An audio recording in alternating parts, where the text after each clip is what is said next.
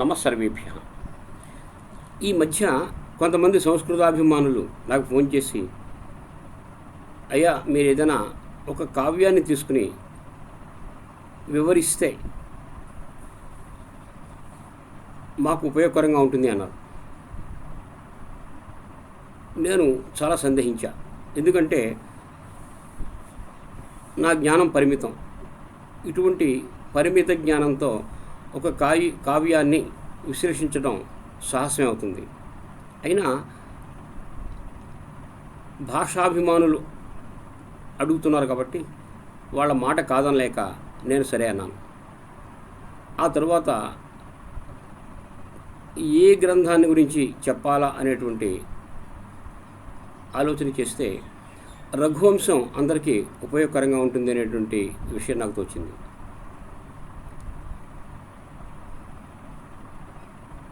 వాల్మీకి వ్యాస మహర్షుల తర్వాత కాళిదాస్ మహాకవి ఎంతో పేరు ప్రఖ్యాతులు పొందినటువంటి కవి. ఆయన రచించినటువంటి అభిజ్ఞాన శాకుంతలం మనకు ప్రపంచవ్యాప్తంగా ఎంతో కీర్తి ప్రతిష్టలు తెచ్చిపెట్టింది. ఇక కాళిదాస్ మహాకవి సంస్కృతంలో 2 మహాకావ్యాల్ని, 2 ఖండకావ్యాల్ని, 3 నాటకాలను రచించారు. మహాకావ్యాలు రఘువంశం, కుమార సంభవం. ఖండకావ్యాలు మేఘ సందేశం, ఋతు సంహారం. ఇక నాటకాలు అభిజ్ఞాన శాకుంతలం, మాళవికాగ్నిమిత్రం, విక్రమరహస్యం. ఈయన ఏ దేశానికి సంబంధించిన వాడు, ఏ కాలంలో జీవించాడు అనేటువంటి విషయంలో పండిత లోకంలో ఎన్నో భేదాభిప్రాయాలు ఉన్నాయి. ముఖ్యంగా ఈయన విక్రమాదిత్యుని ఆస్థానంలో ఉండేటువంటి నవరత్నాల్లో ఒకటని, ఈయన ఉజ్జయిని దేశ వాసుడని చాలామంది నమ్ముతున్నారు. ఆయన ఏ దేశానికి సంబంధించిన వాడైనా, ఏ కాలానికి సంబంధించిన వాడైనా ఆయన తన గ్రంథాల ద్వారా వెలువరించినటువంటి అభిప్రాయాలు సార్వదేశికాలు, సార్వకాలికాలు. అందువల్ల అటువంటి కాళిదాసు మహాకవి యొక్క రఘువంశాన్ని గురించి కొన్ని విషయాలు నాకు తెలిసినంతలో మీకు తెలియజేయడానికి ప్రయత్నం చేస్తాను. నేను చెప్పేది సమగ్రం మాత్రం కాదు. దీన్ని ఆధారంగా తీసుకుని మీరు ఇంకా విశేషంగా ఈ గ్రంథాన్ని అధ్యయనం చేసి అధిక జ్ఞానాన్ని పొందొచ్చు. ఇక కాళిదాసు మహాకవి యొక్క కవితని తెలుసుకోవాలంటే ఎంతో ప్రతిభ కావాలి.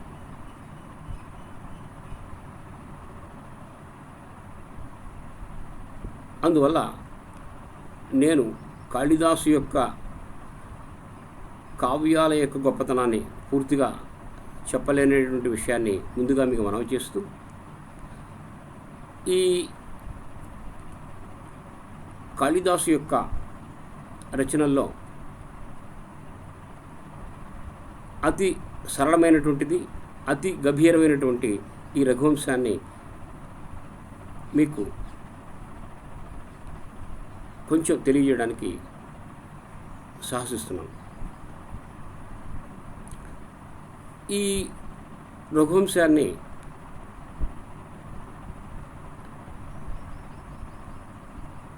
ఎంతోమంది వ్యాఖ్యాతలు వ్యాఖ్యానించారు. ఆ వ్యాఖ్యానాల్లో మల్లినాథసూరి వ్యాఖ్యానం చాలా సుప్రసిద్ధం. వ్యాఖ్యానకారులు అందరూ ఒకెత్తు అయితే మల్లినాథసూరి ఒకెత్తు. మల్లినాథసూరికి ముందుగా ఉండేటువంటి వ్యాఖ్యానకారులు ప్రతి పదాన్ని వివరించేవారు. ఇక మల్లినాథసూరి గొప్పదనం ఏంటంటే, ఇహ అన్వయముఖేనైవ సర్వం వ్యాఖ్యాయితే మయా అన్నారు. ఇది అన్వయ ప్రకారం వ్యాఖ్యానం చేయడం అనేటువంటిది మలినాథసూరితో మొదలైనటువంటి విద్య. అంతకుముందు ఏ పదానికి ఉంటే ఆ పదాన్ని వ్యాఖ్యానం చేసేవారు. అన్వయంతో చేసినటువంటి వాళ్ళు ఎవరు మనకు కనిపించరు. ఇహ అన్వయముఖేనైవ సర్వం వ్యాఖ్యాయతే మయ అన్నారు.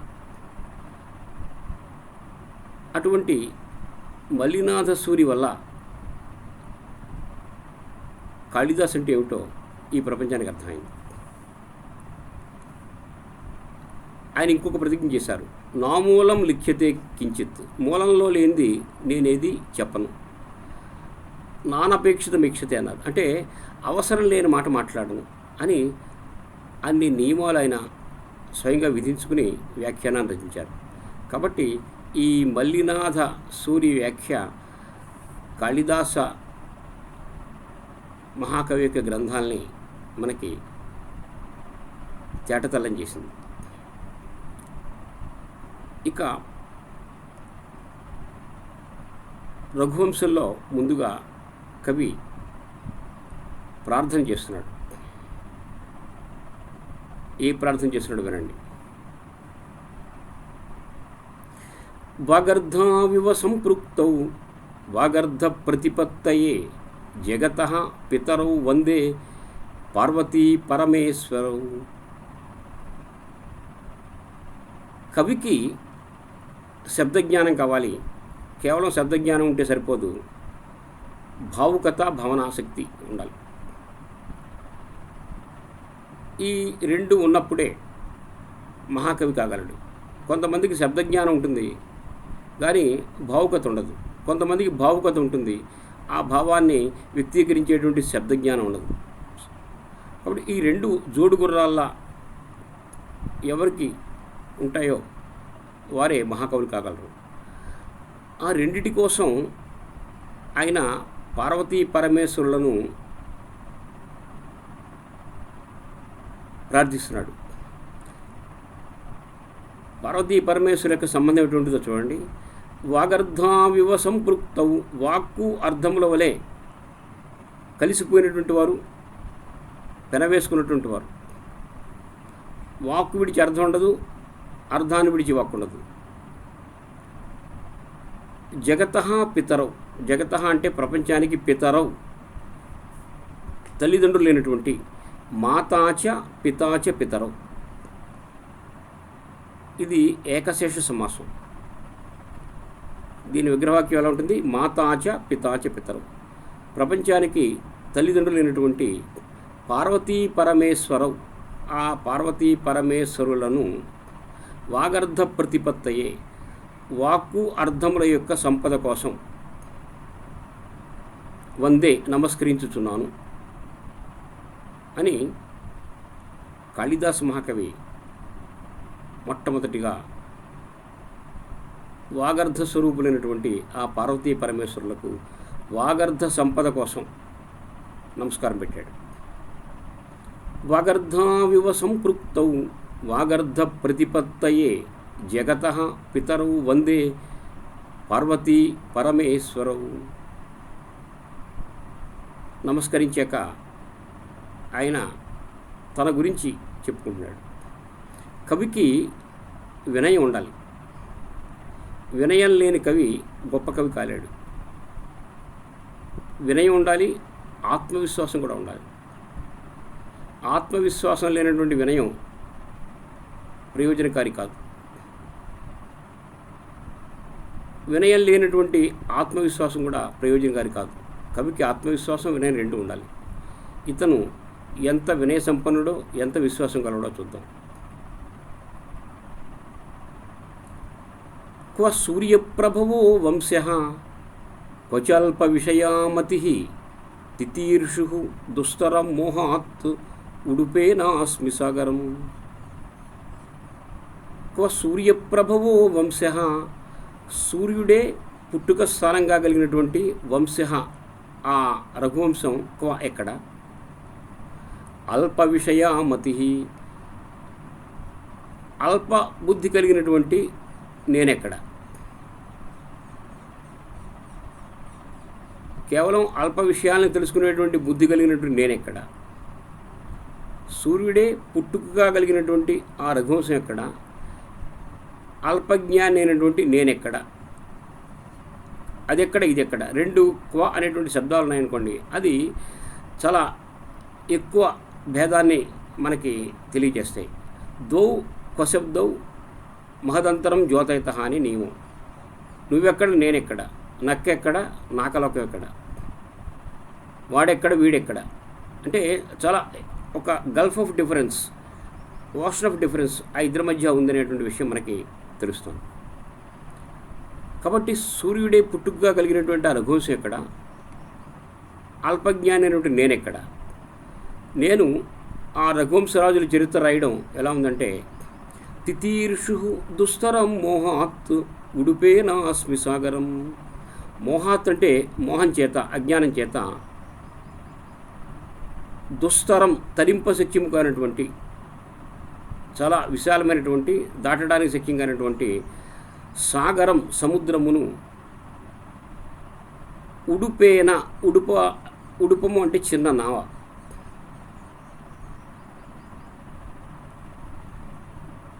అంటే చిన్న నావ సహాయంతో తితీర్షు దాటాలనేటువంటి కోరికల వాడిని అస్మి అవుతున్నాను. అంటే అటువంటి గొప్ప చరిత్ర నాలాంటి అల్పజ్ఞాని వ్రాయడం ఎలా ఉంటుందంటే, చిన్న పడవ సహాయంతో మహాసముద్రాన్ని దాటడానికి ప్రయత్నం చేసేవాడు ఎంత మందబుద్ధి గలవాడో నేను అటువంటి వాడిని అవుతున్నాను అని ఆయన తన యొక్క వినయ సంపదను చాటుకున్నాడు. కేవలం కాళిదాసు వినయ సంపన్నుడే కాదు, ఆయనకి ఆత్మవిశ్వాసం కూడా ఉంది. ఇక్కడ ఉడుపము అనేటువంటి పదం ప్రయోగించాడు. ఉడుపము అంటే చిన్న పడవ అని ఒక అర్థం. ఇంకొక అర్థంలో ఉడుపము అంటే చంద్రుడు. ఉడున్ పాతీతి ఉడుప అంటే నక్షత్రాలను పరిపాలించేవాడు. ఆ పదం వేయడం చేత ఈయన ఎంత గొప్పవాడో తెలుస్తుంది. సముద్రం గురించి చంద్రుడికి అంతా తెలుసు, ఎందుకంటే సముద్రం యొక్క కుమారుడే కాబట్టి. ఈ విధంగా తన యొక్క ఆత్మవిశ్వాసాన్ని కూడా ప్రకటించుకున్నాడు. ఒక పక్కన వినయం ప్రదర్శిస్తూనే ఈ ఉడుప అనేటువంటి శబ్దాన్ని ప్రయోగించి ఆత్మవిశ్వాసాన్ని కూడా ప్రకటించుకున్నాడు. ఎందుకంటే ఎంత సముద్రమైనా అది చంద్రుడికి లోకువే. ఈ శ్లోకాన్ని మరోసారి చూద్దాం. క్వ సూర్యప్రభవో వంశః క్వచ అల్పవిషయామతి తితీర్షు దుస్తరం మోహాత్ ఉడుపేన అస్మి సాగరం. ఈ విధంగా కాళిదాసు తన యొక్క వినయ సంపదను చాటుకున్నాడు. ఇంకా ఏమంటున్నాడు చూడండి. మందః కవి యశః ప్రార్థి గమిష్యామి అపహాస్యతాం ప్రాంసు లభ్యే ఫలే లోభాత్ ఉద్మాహురివ వామనః. మందః నేను మందబుద్ధి గలవాణ్ణి. కవి యశః ప్రార్థి కవుల యొక్క కీర్తి పొందాలనేటువంటి కోరికతో ఉన్నాను. నేను మందబుద్ధి గలవాణ్ణి, కవుల యొక్క కీర్తిని పొందాలనేటువంటి కోరికతో ఉన్నాను. అటువంటి నేను గమిష్యామి అపహాస్యతాం నవ్వుల పాలవుతాను. అపహాస్యతాం గమిష్యామి నేను అపహాస్యాన్ని పొందుతాను. ఎలాగో చెప్తున్నాడు చూడండి. ప్రాంసు లభ్యే ఫలే లోభాత్ ఉద్బాహురివ వామనః. ప్రాంసు లభ్యే కేవలం పొడుగ్గా ఉండేవాడు అందుకునేటువంటి, పొడుగ్గా ఉండేవాడికే లభ్యమయ్యేటువంటి ఫలే ఫలముల ఎడ, ఫలమున్న విషయంలో, లోభాత్ అంటే లోభము చేత, అంటే అధికమైనటువంటి కోరిక చేత, ఉద్బాహు చేతులు ఎత్తినటువంటి వామనః ఇవ వామనుడు వలె, పొట్టివాడు వలె, అపహాస్యతాం నవ్వుల పాలును గమిష్యామి పొందుదును. ఏ విధంగా పొడుగువాడికి మాత్రమే అందేటువంటి ఫలం కోసం పొట్టివాడు అరులు సాస్తే ఎంత నవ్వులు పాలవుతాడో, అదేవిధంగా నేను మందబుద్ధినై ఉండి మహాకవుల యొక్క కీర్తిని పొందటం, ఆ విధంగా నవ్వులు పాలవుతాను అని కాళిదాసు మహాకవి తన యొక్క వినయాన్ని చాటుకున్నాడు. నేను మందబుద్ధి గలవాడిని, కానీ మహాకవుల యొక్క కీర్తిని పొందాలనేటువంటి కోరికతో ఉన్నాను. ఇది చాలా నవ్వుల పాలు పొందించేటువంటి విషయం. ఎందువల్లంటే పొడుగ్గా ఉండేవాడు మాత్రమే అందుకునేటువంటి ఫలం కోసం పొట్టివాడు చేతులు చాస్తే ఏ విధంగా నవ్వులు పాలవుతాడో నేను కూడా ఆ విధంగా నవ్వులు పాలవుతాను అనేటువంటి విషయం కాళిదాసు ఇక్కడ వివరించాడు. ఇక్కడ కూడా ఆయన చాలా తెలివిగా వామనః అనేటువంటి పదం వాడాడు. పొట్టివాడు అనడానికి చాలా పదాలు ఉన్నాయి. కాళిదాసు వామనః అనేటువంటి పదం వాడడం చేత ఇక్కడ వామనావతార ఘట్టాన్ని మనం గుర్తు చేసుకోవాలి. వామనుడు పొట్టివాడే, కానీ అవసరమైతే చాలా గట్టివాడు. ఆయన ఇంతింతై ఒటుడింతై మరియుతానింతై అని పోతన గారు చెప్పినట్లు ఎంతో పొట్టిగా ఉండి ఈ ముల్లోకాలు ఆక్రమించాడు. ఇక్కడ పోతన గారు ఒక అద్భుతమైన పద్యం రాశారు. రవిబింబం ఉపమింప పాత్రమగు ఛత్రంబై. ఆ వామనుడు ఎదుగుతుంటే సూర్యబింబం గొడుగుగా మారిందిట. శిరోరత్నమై, తలపైన ఒక రత్నంగా తయారైంది. శ్రవణాలంకృతమై, చెవికి ఒక అలంకారంగా తయారైంది.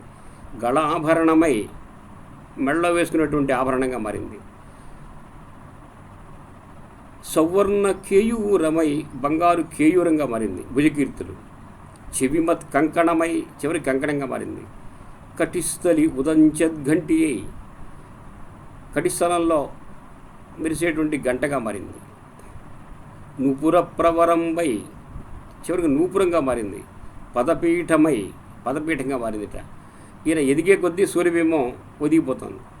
నరుడు తా బ్రహ్మాండమున్, వటుడు తా బ్రహ్మాండమున్ నిండుచోన్. అంత పుట్టివాడు ఆ విధంగా లోకాన్ని ఆక్రమించాడు. కాబట్టి కాళిదాసు వామన అనేటువంటి పదం ఉపయోగించడం ద్వారా అవసరమైతే నేను ఈ సాహిత్య లోకాన్ని ఆక్రమిస్తా అనేటువంటి భావం మనకి కనిపిస్తుంది.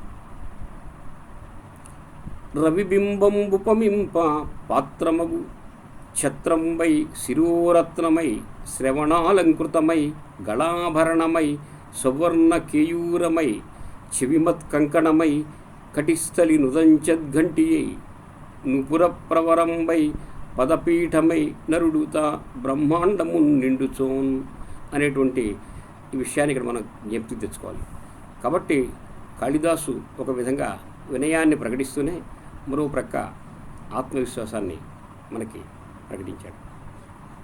ఈ విధంగా కాళిదాసు మహాకవి తన గురించి చెప్పుకున్నాడు. మిగిలినటువంటి